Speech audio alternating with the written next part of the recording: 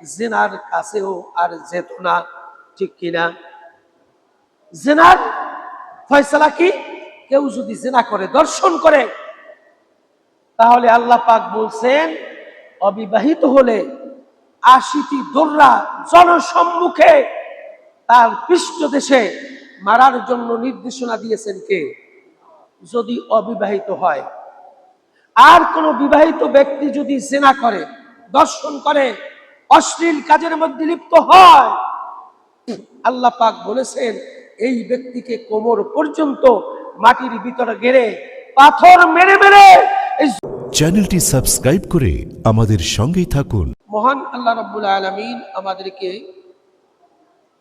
ইহকালীন এই জগৎকে একটি ইমতিহানের জন্য পাঠিয়েছেন। পরীক্ষামূলক এই জায়গায়, দুনিয়া নামক এই স্থানে উত্তীর্ণ হওয়ার পরে সে জান্নাতবাসী হবে, আর এখানে যদি উত্তীর্ণ না হতে পারে সে জাহান্নামী হয়ে যাবে। এই জন্য যে বিষয়টি মহামারী আকারে ধারণ করেছে বর্তমান, জেনা, ব্যভিচার, দর্শন, সবগুলোই একই কথা, যেটি মহামারী হিসাবে আমাদের দেশে দেখা দিয়েছে। এ অবস্থা যদি চলতে থাকে তাহলে আমার রাসূল সাল্লাল্লাহু আলাইহি ওয়াসাল্লাম কি বলেছে সেই কথাগুলি জানা দরকার আছে কি নাই?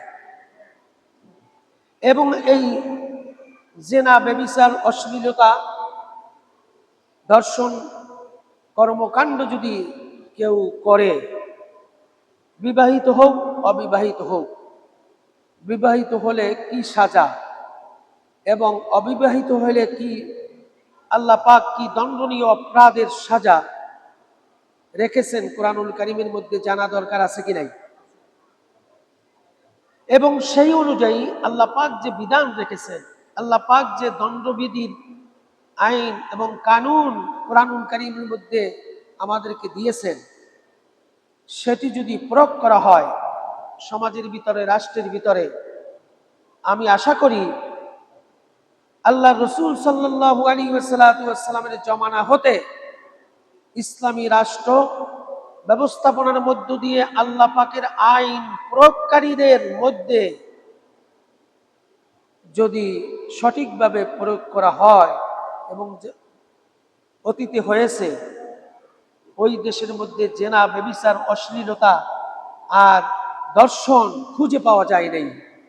আজও যদি আল্লাহ পাকের কোরআনের বিধান অনুযায়ী বিচার ফয়সালাকে সামাজিক রাষ্ট্রীয়ভাবে যদি কার্যকর করা হয়, তাহলে আজও পর্যন্ত, অদ্যাবধি পর্যন্ত, কিয়ামত পর্যন্ত আল্লাহর এই বিধানের আইন এবং কানুনকে কার্য করার কারণে এদেশ থেকে, সমাজ থেকে, রাষ্ট্র থেকে দর্শন, অশ্লীলতা, ব্যভিচার, জেনা সব কিছু উঠে যাবে, ঠিক না বেঠিক? যতক্ষণে আল্লাহ পাকের আইন কানুন এই সমাজে এবং রাষ্ট্রে পরিচালিত হবে না, ততক্ষণ পর্যন্ত এই জেনা, ব্যভিচার, অশ্লীল আর দর্শন বেড়েই চলবে, যা নাকি বর্তমানে মহামারী আকারে ধারণ করেছে। আওয়াজ দিয়ে বলি নাউজুবিল্লাহ। মহান আল্লাহ রাব্বুল আলামিন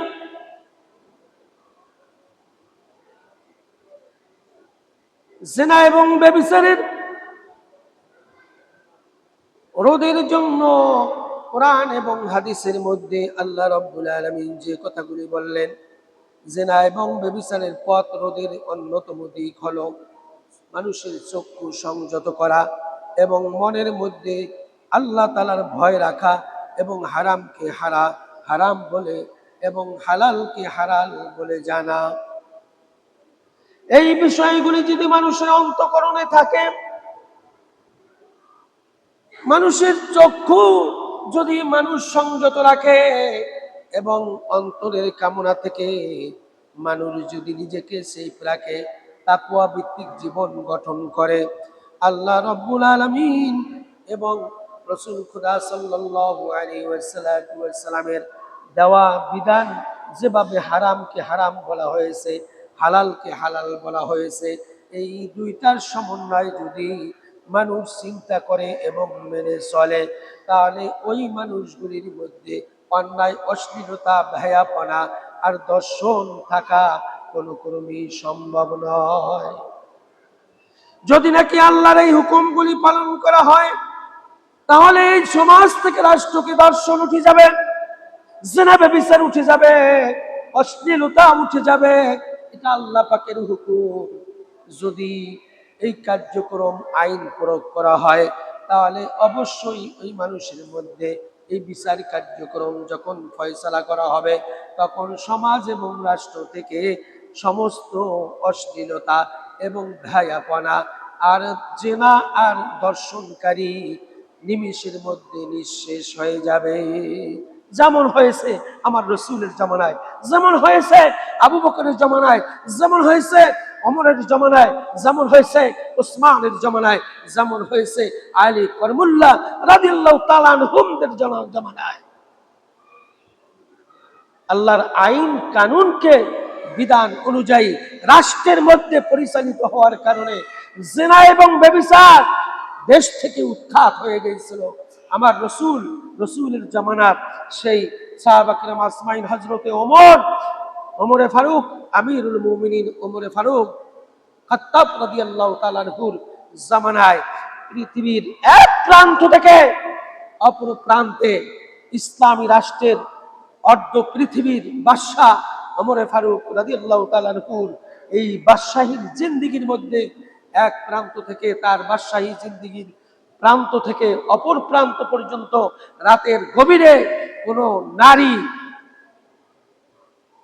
স্বেচ্ছায় যদি হেঁটে যেত, এমন কোন বাপের বেটা ছিল না ওই নারীর দিকে অন্ধকার গভীর রাত্রে তাকিয়ে তার সাথে বেহায়াপনা করা। আওয়াজ দিয়ে বলি আল্লাহু আকবার।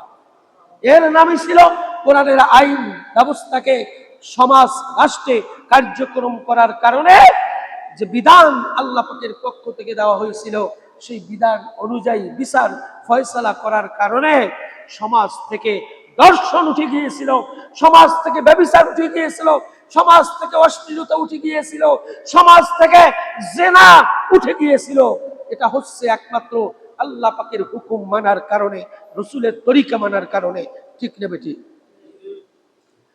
আজ যদি কোন মানুষ যদি আল্লাহর হুকুম, রসুলের তরিকা অনুযায়ী জীবনকে ফয়সালা করে নাই, বিচার ফয়সালা কার্যক্রম করে নাই, তাহলে ওই সমাজ থেকে অন্যায়, অবিচার, জুলুম, অত্যাচার, জিনা, ব্যভিচার সব কিছু নিমিষের মধ্যে শেষ হয়ে যাবে। যেহেতু আল্লাহর বিধান অনুযায়ী সে সমাজ এবং রাষ্ট্র পরিচালনা করার কারণে যে বিচার ফয়সালা আল্লাহ পাকের পক্ষ থেকে দেওয়া হয়েছে, এমন বিচার ফয়সালা সমাজে কার্যক্রম থাকলে ওই সমাজের মানুষগুলি এই বিচার দেখে জিনার কাছেও আর যেত না। ঠিক কিনা? জিনার ফয়সালা কি? কেউ যদি জিনা করে, দর্শন করে, তাহলে আল্লাহ পাক বলছেন অবিবাহিত হলে ৮০টি দোররা জনসম্মুখে তার পৃষ্ঠদেশে মারার জন্য নির্দেশনা দিয়েছেন কে? যদি অবিবাহিত হয়। আর কোন বিবাহিত ব্যক্তি যদি জিনা করে, দর্শন করে, অশ্লীল কাজের মধ্যে লিপ্ত হয়, আল্লাহ পাক বলেছেন এই ব্যক্তিকে কোমর পর্যন্ত মাটির ভিতরে গেড়ে পাথর মেরে মেরে এই জমিন থেকে তার জীবনকে নিঃশেষ করে দেওয়ার জন্য হুকুমটা কার?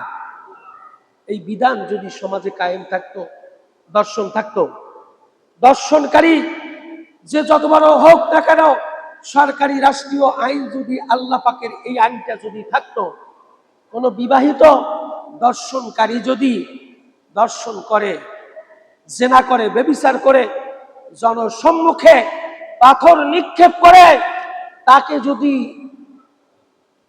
জীবনটা শেষ করে দেওয়া যেত, এই দৃশ্য জনসম্মুখে যারা ছিল থাকবে, তারা যদি এই দৃশ্য দেখে এই কঠিন আযাব যখন দেখবে, ওই সমাজের মধ্যে মানুষগুলি আর জিনার দিকে চোখ দিবে?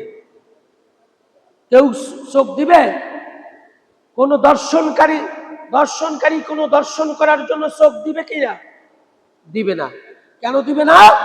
সে জানে আমি দর্শনকারী যদি দর্শন করার পরে যদি ধরা পড়ে যায়, তাহলে জনসম্মুখে চতুর্দিক থেকে মানুষরা পাথর নিক্ষেপ করে তার ক্ষতবিক্ষত জীবনটাকে শেষ করে দিবে। এটা সে জানা আছে, দেখা আছে। এই জন্য জিনার কাছেও যাবে না, দর্শন করার সাহসও পাবে না। ঠিক নেবে ঠিক? আমরা দাবি করি মুসলমান, অথচ আল্লাহর এই হুকুমগুলি পালন করি না। আল্লাহ পাক কঠিন কথা বলেছেন, ওয়ামান লাম ইয়াহকুম বিমা আনজালাল্লাহু ফাউলাইকা হুমুল কাফিরুন। আমার বিধান অনুযায়ী যারা বিচার ফয়সালা করে না তারা কাফের, তারা কাফের, তারা কাফের। কথাটা বলেছেন কে? ও মুসলমান, তুমি দাবি করো মুসলমান, আল্লাহর বিধান মানো না। আল্লাহ পাক বলছেন আমার বিধান যারা মানে না, বিধান অনুযায়ী যারা বিচার ফয়সালা করে না তারা কাফের। বলে দিয়েছেন কে? আমার কোনো কথা নয়। ও মুসলমান, সত্যিকার অর্থে তোমার বিবেক দিয়ে তুমি বিচার করো, কোনো দলের পক্ষে নয়, কোনো কারো ব্যক্তির পক্ষে নয়। তুমি যদি আল্লাহকে ভালোবাসো, আমার রাসূলকে যদি ভালোবাসো, তাহলে আল্লাহ পাকের এই হুকুমটা তোমাকে মেনে নিতেই হবে। আমি যেহেতু আল্লাহর বান্দা, আল্লাহ পাক বলছেন ওয়ামান লাম ইয়াহকুম বিমা আনজালাল্লাহু ফাউলাইকা হুমুজ জালিমুন ফাউলাইকা হুমুল কাফিরুন ফাউলাইকা হুমুল ফাসিকুন ফাউলাইকা হুমুল মুনাফিকুন। এই কথাটি বলি বারবার বিভিন্ন জায়গায় বলার উদ্দেশ্য হচ্ছে আমি যে বিধান দিয়েছি আনিত তোমার জন্য, এই আনিত বিধান অনুযায়ী যারা ফয়সালা করবে না, বিচার কার্যক্রম ফয়সালা করবে না, তারা কাফের, তারা জালেম, তারা ফাসিক, তারা মুনাফিক। বলেছেন কে? সব কোরআনের মধ্যে এই কথাগুলি বারবার একই রকমের আল্লাহ পাক বলেছেন। সুতরাং সমাজের মধ্যে মহামারী আকারে দর্শন, জিনা, ব্যভিচার ছড়িয়ে পড়েছে। এই অবস্থা যদি চলতে থাকে তাহলে সামনের দিনে আমার রাসূল বলেছেন এই সমাজের মধ্যে আল্লাহ পাকের গজব নিশ্চয়ই এসে যাবে। এটা আমার কথা নয়, আমার রাসূল বলেছেন। আর আল্লাহ পাক বলছেন যহরাল ফাসাদু ফিল বাররি ওয়াল বাহরি বিমা কাসাবাত আইদিন নাস। জলে এবং স্থলে যত রকমের তোমরা বিপদ আইন প্রণয়ন করে যখন সমাজ রাষ্ট্র পরিচালিত হয়, ওই রাষ্ট্রের মধ্যে আল্লাহ পাকের পক্ষ থেকে গজব আসবেই, যে কোনো ক্রমেই হোক না কেন। এটা আল্লাহ পাকের হুকুম, রাসূলের তরিকার অনুযায়ী কথা। সুতরাং আল্লাহকে যদি ভালোবাসেন মুসলমান, জেনে রাখো কোন নেতার কথাই নয়, কোন নীতির কথাই নয়, কোন ব্যক্তির কথা নয়, কোন দলের কথাই নয়। আমি আল্লাহকে ভালোবাসি, আমি রাসূলকে ভালোবাসি। আল্লাহর হুকুম এই জমিনে আমি বাস্তবায়ন করব, আমার সমাজে বাস্তবায়ন করব, আমার রাষ্ট্রে বাস্তবায়ন করব। না হয় আমি কিয়ামতের দিন কাফের হয়ে যাব, জালেম হয়ে যাব, মুনাফিক হয়ে যাব, ফাসিক হয়ে যাব। ওমান লাম ইয়াহকুম বিমা আনজালাল্লাহু ফাউলাইকা হুমুল কাফিরুন। আল্লাহর আনিত বিধান অনুযায়ী যারা জীবনকে বিচার ফয়সালা করে না তারা কাফের, তারা জালেম, তারা মুনাফিক, তারা ফাসিক। বলে দিয়েছেন কে? এত বড় সত্য কথার পরেও তুমি কিভাবে সংবিধান তৈরি করো তোমার মন গড়া নীতি দিয়ে? সংবিধান তো আল্লাহই তৈরি করে দিয়েছেন। চুরি করলে কি হবে? যদি সে পেটের দায়ে চুরি করে তাকে হাত কাটা যাবে না। কলমের খোসা দিয়ে সরকারি চাকরি করতেছে 70-80 1 লাখ টাকা বেতনে, এই ব্যক্তি যদি কলমের খোসা দিয়ে লক্ষ কোটি টাকা হাতিয়ে নিয়ে যায়, এই ব্যক্তিকেই সাথে সাথে জনসম্মুখে পাথরের উপর হাত রেখে আরেকটা অস্ত্র দিয়ে হাত কেটে দেওয়া হুকুমটা করেছেন কে? কলাচোরের ফাঁসি নাই, ক্ষুধার্তর ফাঁসি নাই। যেই ব্যক্তি ক্ষুধার তাড়নায় চুরি করেছে, এই চুরি যদি করা হয় আর এটা যদি ধরা হয়, ওই রাষ্ট্রের মধ্যে রাষ্ট্রের প্রধান যিনি আছে তাকে কৈফিয়ত দিতে হবে কিয়ামতের ময়দানে। তোমার রাষ্ট্রের ভিতরে আমার এক বান্দা ক্ষুধার্ত ছিল, অন্ন ছিল না পেটে, এই অনাহারে ছিল, জবাব দাও। আল্লাহর কাছে ওই রাষ্ট্রপ্রধানকে কিয়ামতের দিনে জবাব দিতে হবে যদি নাকি ওই রাষ্ট্রের ভিতরে কোনো ব্যক্তি ক্ষুধার্ত অনাহারে থাকে। বলুন আল্লাহু আকবার। হাত কাটতে বসছে ওই ব্যক্তিদেরকে, যেই ব্যক্তিরা কোনো অভাব নাই, অভাব পূরণের জন্য রাষ্ট্রীয়ভাবে টাকা তাকে দেওয়া হচ্ছে, মাসিক বেতন দেওয়া হচ্ছে, তারপরেও কলমের খোসা দিয়ে সুদ এবং ঘুষের নামে কল টেবিলের পিছন দিক থেকে লক্ষ কোটি টাকা হাতিয়ে নিচ্ছে। এই জাতীয় লোকদেরকেই আপনার হাত কেটে দেওয়ার হুকুম করেছেন কে? ওই জাতীয় লোকদের হাত কাটার হুকুম করেছেন যেই ব্যক্তি 70 লাখ টাকা টেন্ডার কত? 70 লাখ। টেন্ডার কত? 70 লাখ। 70 লাখ টাকা একটা টেন্ডার পাইছে। এখন টেন্ডার যিনি পেয়েছেন ওই এলাকার পাতি নেতা আছে না, পাতি নেতা, চোর, ডাকাইত, বদমাইশ, এই বদমাইশরা যাইয়ে বলে আপনারা নেটে সার্চ দিলেই পাবেন, তারা বলতেছে 70 লাখ টাকার টেন্ডার অর্ধেক দিয়ে ফেলতে হবে। আওয়াজ দিয়ে বলে নাউজুবিল্লাহ। কি দিয়ে দিতে হবে? অর্ধেক দিয়ে দিতে হবে। আমি নেতা না, আমি এলাকার পাতি নেতা, আমি জানোর সন্তান না, আমি জানোর সন্তানকে নেতৃত্ব দিতেছি এলাকার মধ্যে, আমি জানোর সন্তান, এইটা প্রমাণ করার জন্য তোমার টেন্ডার 70 লাখ টাকা থেকে আমাকে অর্ধেক দিয়ে ফেলতে হবে। আওয়াজ দিয়ে বলি নাউজুবিল্লাহ। সমাজ কোথায় গেছে? গত আওয়ামী লীগের আমলে এক আপনার টেন্ডার যারা ধরে তাদেরকে কি বলে? টেন্ডার যারা ধরে তাদেরকে কি বলে জানো? এই ব্যক্তি বলতেছে আমি পারি নাই, শুধু যদি সিমেন্ট ছাড়া বালু লাগতো ইটের উপরে আমি লাগাই দিতাম। তার কারণ হলো আমি দিতে পাতি নেতা, সাথী নেতা, চোর ডাকাইতদেরকে দিতে আমি এখন আমার গায়ের উপর উঠে গেছে, আমি পারি না শুধু সিমেন্ট ছাড়া বালুটা লাগাই দিতে। আওয়াজ দিয়ে বলি নাউজুবিল্লাহ। এই ধরনের কর্মকাণ্ড হচ্ছে কি হচ্ছে না? এদেরকেই জনসম্মুখে হাত কেটে দেওয়া হুকুমটা কার? এই জাতীয় লোকদেরকে, যারা মানুষকে চুরির, প্রকাশ্যে চুরি, এটা প্রকাশ্যে ডাকাতি, প্রকাশ্য সন্ত্রাসী এই কার্যক্রম যারা করবে, টাকা হাতিয়ে নিবে, এই চোরদেরকেই জনসম্মুখে হাত কেটে দেওয়ার হুকুম করেছেন কে? সুতরাং আল্লাহ রাব্বুল আলামিন কঠিন ভাবে মানুষকে হুকুমগুলি জারি করে দিয়েছেন, যাতে করে এই জমিনের মধ্যে আল্লাহ পাকের হুকুম অনুযায়ী জীবন পরিচালনা করে। এই জন্য আল্লাহ পাক বারবার ফাসিক, জালেম এবং জুলুমকারী হিসাবে, কাফির হিসাবে চিহ্নিত করেছেন। আল্লাহর বিধান অনুযায়ী যারা বিচার ফয়সালা করবে না, তারাই কাফের, তারাই ফাসিক, তারাই জালেম, তারাই মুনাফিক। এই কথাগুলি আমার নয়, বলেছেন কে? আল্লাহ রাব্বুল আলামিন বললেন কুল ইন্নামা হাররামা রাব্বিয়াল ফাওয়াহিশা মা যাহারা মিনহা ওয়া মা বাতান।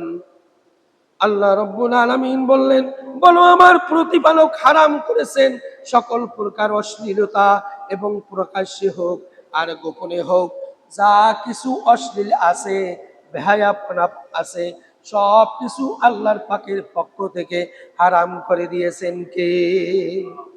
আল্লাহ পাক বলছেন প্রকাশ্যে হোক আর অপ্রকাশ্যে হোক, গোপনে হোক আর জাহেরে হোক, যত রকমের অশ্লীলতা আছে এটা হারাম করে দিয়েছেন কে? এখন নেতারাই করে অশ্লীলতা, নেতারাই করে দর্শন, নেতারাই বলে, ফোন করে বলে তোমার এলাকায় আমার বড় নেতা যাবে, 14, 15, 16 বছরের এই কচি মেয়েদেরকে তুমি দেখো। আওয়াজ দিয়ে বলি নাউজুবিল্লাহ। আরো জোরে বলেন নাউজুবিল্লাহ। আছে কি নাই?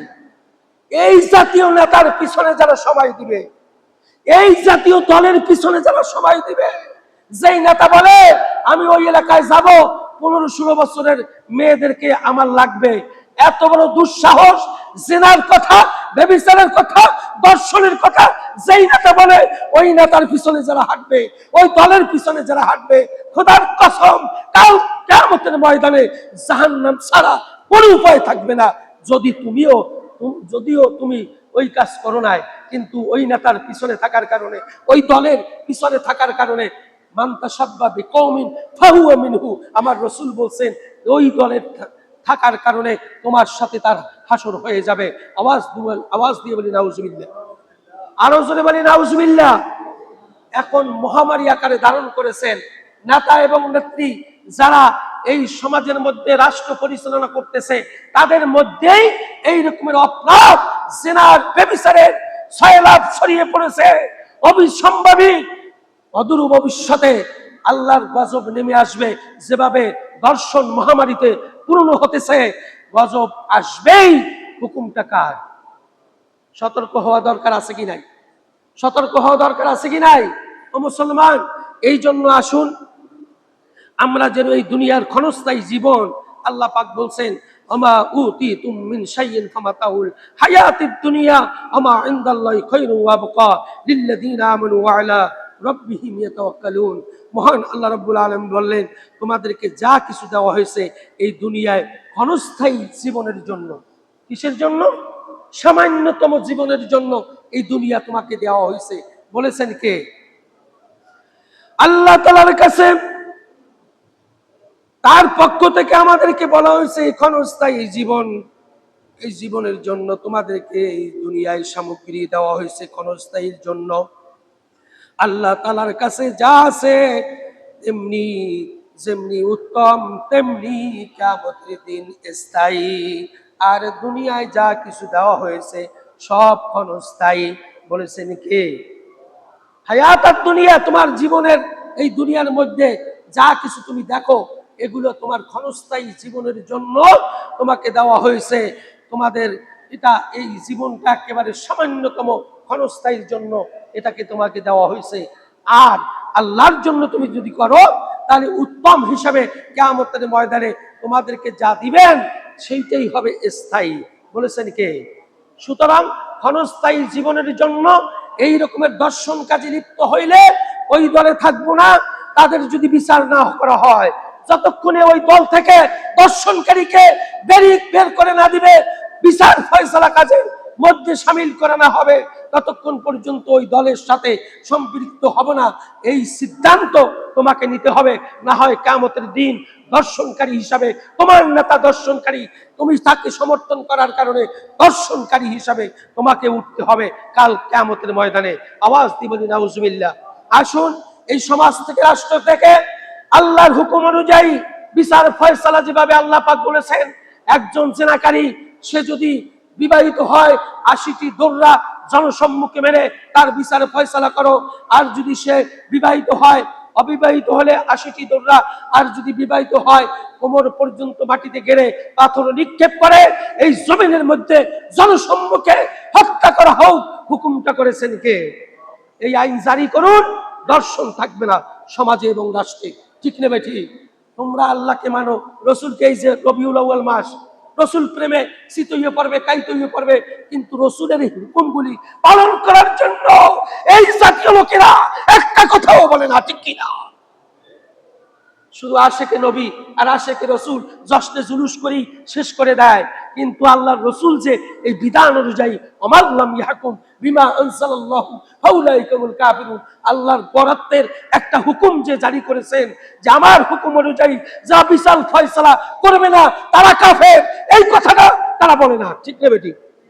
সুতরাং আসুন আল্লাহর বিধান অনুযায়ী সমাজ, রাষ্ট্র, আন্তর্জাতিক পর্যায়ে সর্বক্ষেত্রে আল্লাহর হুকুম পালনার্থে জীবনকে উৎসর্গ করে দিব। যদিও না হয় এই সমাজের মধ্যে প্রতিষ্ঠিত, কিয়ামতের দিন পার পাওয়ার সুযোগ আছে। ঠিক নেবে? ঠিক। আমার চেষ্টা ছিল, তুমি হুকুম করো নাই, হয় নাই, কিন্তু আমার চেষ্টা ছিল, বেঁচে যাওয়ার সুযোগ আছে। ঠিক কিনা? সুতরাং আসুন আল্লাহর হুকুম এই জমিনে রাষ্ট্রে কায়েম করা হোক, এবং হলে পরে এই সমাজ থেকে দর্শন নির্মূল হয়ে যাবে, নিঃশেষ হয়ে যাবে। এছাড়া কোন মানব রচিত আইন দিয়ে দর্শন এর সমাপ্তি ঘটানোর কোনো সুযোগ নাই। আল্লাহ রাব্বুল আলামিন আমাদেরকে সহিহ আল্লাহর আহকামকে, রসুলের তরিকাকে মেনে নেওয়ার তৌফিক ইনায়েত করুন। আওয়াজ দিয়ে বলি আমিন।